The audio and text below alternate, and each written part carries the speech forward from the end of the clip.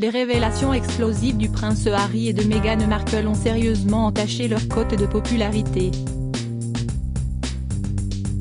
Au Royaume-Uni, le documentaire Harry et Meghan diffusé par Netflix, puis les mémoires du duc de Sussex baptisé Spare, où ce dernier opère un grand déballage, ont irrité et déçu.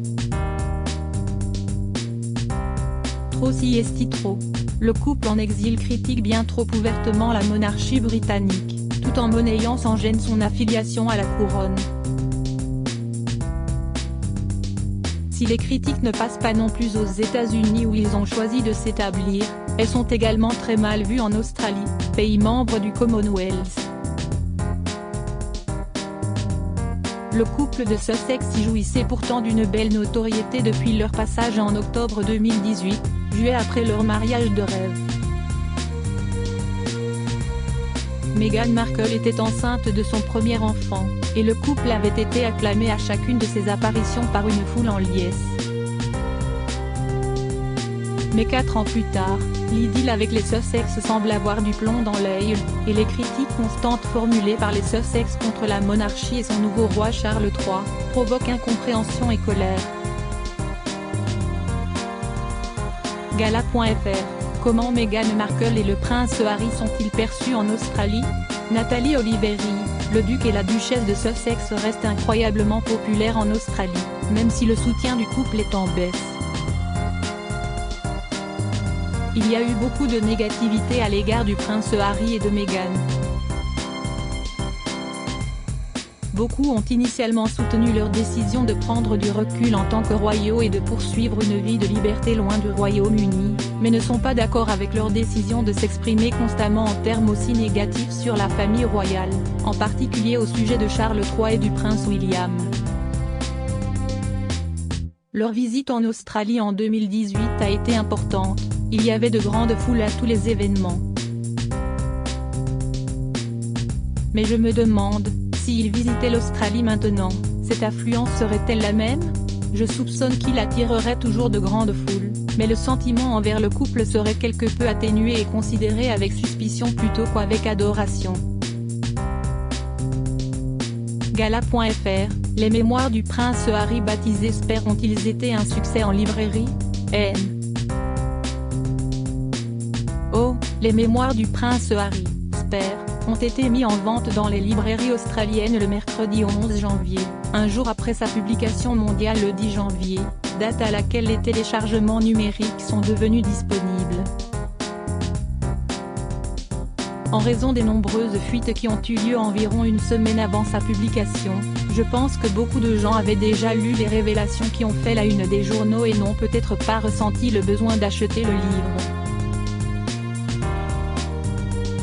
Spare a également fait l'objet d'une réduction le jour de sa sortie ici, peut-être pour encourager les gens à l'acheter. Il n'y a pas eu de longue file d'attente devant les librairies comme certains l'avaient prévu. Cependant, un ami bibliothécaire m'a dit que la liste d'attente pour emprunter le livre de Harry est longue, les gens veulent manifestement lire ce qu'il a à dire mais ne veulent peut-être pas payer pour cela. Gala.fr. Quelle est votre analyse de ce livre? Oh, j'ai trouvé le livre Spare très agréable à lire, en particulier les aperçus qu'il donne de sa psyché et de sa vie extraordinaire, de celle des membres de la famille royale et de la façon dont les choses fonctionnent, le niveau de protocole qui dicte presque tous leurs mouvements. Pour moi, ces aspects étaient bien plus intéressants que les gros titres tels que son pénis gelé et la perte de sa virginité. Harry a présenté un regard sans précédent sur la famille royale. Si est the crown, mais dans la vraie vie. J'ai trouvé triste qu'il ait choisi de parler en mal de son père, de son frère et de sa belle-sœur, d'autant plus qu'il entretenait auparavant une relation étroite. Je pense que le prince William aura du mal à pardonner ses propos, car sa femme, la princesse de Galles, ne répondra jamais aux allégations de Harry, qu'il a dépeint comme une personne froide. Gala.fr. Dans le documentaire Netflix, Harry et Meghan, Le duc de Sussex affirme que Buckingham Palace a pris ombrage de leur popularité après la tournée royale en Australie en octobre 2018. Qu'en pensez-vous? N.O. De nombreuses rumeurs et citations de sources font état d'une certaine jalousie de la part de Buckingham Palace, du prince Charles, du duc et de la duchesse de Cambridge à propos de la popularité de Harry et Meghan lors de la tournée royale en Australie. Bien que je doute que les autres membres de la famille royale aient été jaloux de Harry et Meghan, il est possible qu'ils se soient inquiétés de la manière dont le duc et la duchesse de Sussex choisiraient d'utiliser leur notoriété et leur nouvelle plateforme à leur retour au Royaume-Uni après cette tournée. Ces inquiétudes étaient peut-être fondées si l'on considère la manière dont Harry et Meghan ont choisi de se comporter après leur sortie royale. La tournée royale en Australie et dans le Pacifique a connu un immense succès et c'est finalement ce que souhaite la famille royale. Elle veut que le soutien à la monarchie reste fort et Harry et Meghan ont fait leur travail en représentant fièrement la défunte reine Elisabeth et son Commonwealth bien-aimé. Toutes les tournées royales contribuent à renforcer le soutien à la monarchie et à faire taire toute velléité de république.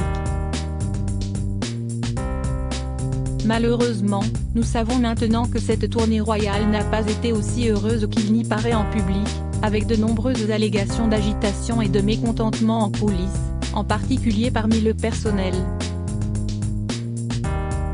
Meghan Markle et le prince Harry, prêtent-ils en Australie gala? FR, le mégot est-il un gâchis selon vous? Le couple aurait-il pu vivre en Australie une partie de l'année? N. Je pense que le duc et la duchesse de Sussex auraient pu faire plus de bien et agir davantage pour leurs œuvres de charité et leurs causes en restant des membres de la famille royale en activité au lieu de se retirer et de déménager en Amérique. Ils étaient si prometteurs au départ et Meghan, en particulier, aurait pu mettre en lumière des questions sur lesquelles d'autres membres de la famille royale ont choisi de ne pas se concentrer, le soutien aux jeunes femmes et aux filles dans le domaine de l'éducation, la santé menstruelle et l'égalité des sexes. Le prince Harry a toujours semblé vouloir faire les choses différemment et je pense que Meghan a été le catalyseur de ce changement, plutôt que de le forcer à partir comme certains l'ont suggéré. Je pense qu'un modèle de travail mi-intérieur, mi-extérieur, comme le souhaitait apparemment le prince Harry, aurait été idéal, car ils auraient pu faire leur travail de charité et remplir leurs fonctions royales, tout en gagnant leurs propres revenus. Mais cela aurait dû se faire dans des limites strictes. Comme Harry le dit dans Spare, cette option lui a été refusée et on lui a dit que lui et Meghan devaient se retirer complètement. Je suis sûr que les Australiens les auraient accueillis à bras ouverts en 2020 s'ils avaient voulu passer un peu de temps dans notre pays et au Royaume-Uni. Mais maintenant, avec tant de plaintes à l'encontre de la monarchie et les dommages que Harry et Meghan ont causés à l'institution, les Australiens pourraient y réfléchir à deux fois avant de vouloir que le duc et la duchesse de Sussex vivent ici. Gala.fr, les Australiens pensent-ils que Meghan Markle et le prince Harry devraient rendre leur titre? N. Oh, beaucoup de gens ne comprennent pas pourquoi Harry et Meghan n'ont pas renoncé à leur titre de duc et de duchesse de Sussex alors qu'ils sont si mécontents de la monarchie et de tout ce qu'elle représente. Certains pensent que oui, ils devraient être dépouillés de leur titre pour épargner à la famille royale d'autres embarras, et je pense que cet argument est tout à fait recevable. Harry et Meghan utilisent leur titre dans leur travail rémunéré car ce sont leurs relations royales qui font que les gens s'intéressent à eux et les aident à obtenir des contrats lucratifs. S'ils n'étaient pas de la famille royale, ils seraient simplement des célébrités. Hollywood en compte déjà beaucoup. En fin de compte, le prince Harry sera toujours un prince parce qu'il est né prince. Gala.fr, le prince Harry et Meghan Markle doivent-ils se rendre au couronnement de Charles III le 6 mai prochain? N. Oh, je pense que le prince Harry et Meghan seront invités au couronnement du roi Charles et qu'ils devraient recevoir une invitation. La négativité dirigée contre le roi Charles III s'il choisit de ne pas inviter les Sussex serait énorme et éclipserait cet événement historique.